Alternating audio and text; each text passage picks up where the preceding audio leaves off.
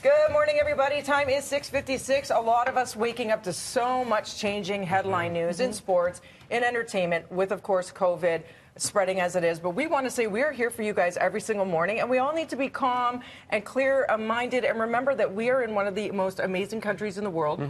With amazing access to, first-class hospitals, world-class hospitals. And that's why, we're here to disseminate the information to be as calm and collective as possible, because we've learned, unfortunately, from other cities who went through it really quickly.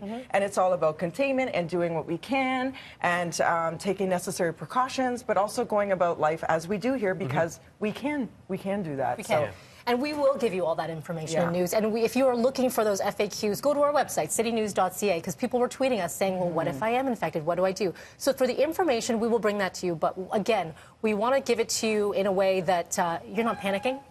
I don't think people should be hitting that panic button right now. We do have some incredible health officials, infectious disease experts. We have been through the SARS. There were a lot of lessons learned here. We're doing well, at least right now, when it comes to containment. Does that mean the numbers won't grow? No. They are expecting those numbers to grow. But it's what we do next. And we've been talking about this all morning long about what it's doing to all of us psychologically, emotionally, and it's taking a toll on a lot of people. It is. And, no panic, but you have to be realistic about it as well. And you do need to listen to the people that we have coming on, the experts that are saying, and again, we say it sounds simple, but, using the hand sanitizer, washing your hands, don't touch your face. These things that seem so basic are so necessary. I was talking to my brother. My brother's an ER doctor, and he's in BC, and he was telling me some stories already. And we were up late chatting last night with the time change.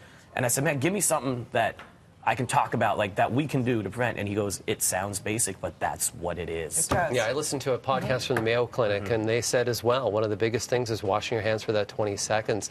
The one thing that I find that's really interesting about this is a great equalizer. It just shows that we're all just humans at the end of the day, where it doesn't matter how much money you have or who you know.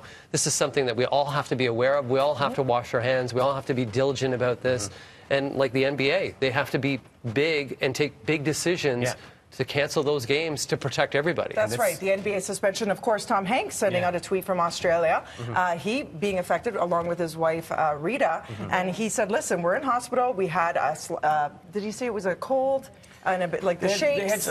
She had a fever. He had a bit of a cold and was feeling fatigue on their, on their flight over and everything. And they went to the hospital, and now they're in self-quarantine right now. So, and he said, I'm going to listen to the healthcare professionals, not going to panic, I'm going to do what we need to do, and there's not much more than taking it one day at a time. And remember that most people, even, those who were originally infected in Canada, they've gotten over it.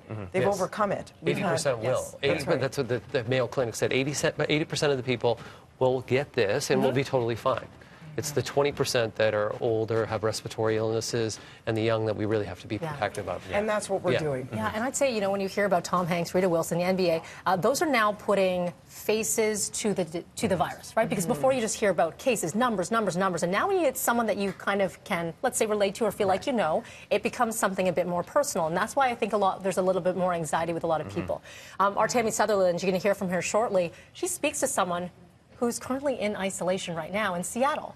About their story, and they saw different symptoms, but there is that other side, cases that have been resolved. I'm not saying don't take this seriously, but I am saying take a look at each case as well, because a lot of them are mild symptoms, a lot of them do get resolved. So listen to all the information, do with it as you will. But know that we're all in this together. Yes. And we can do this together. And this is the time to join together as a society, right? Have those interactions, whether it's even a phone call. Talk to people. And to all the frontline workers, we support you. My brother-in-law being one, nurse in ICU. So they're being calm and they're ready. So we have to know that we are in such good hands, and we just have to do our part. And they're working their tails off, and we appreciate it for sure. We do. So thank Time you. is 7:01. You're watching BT.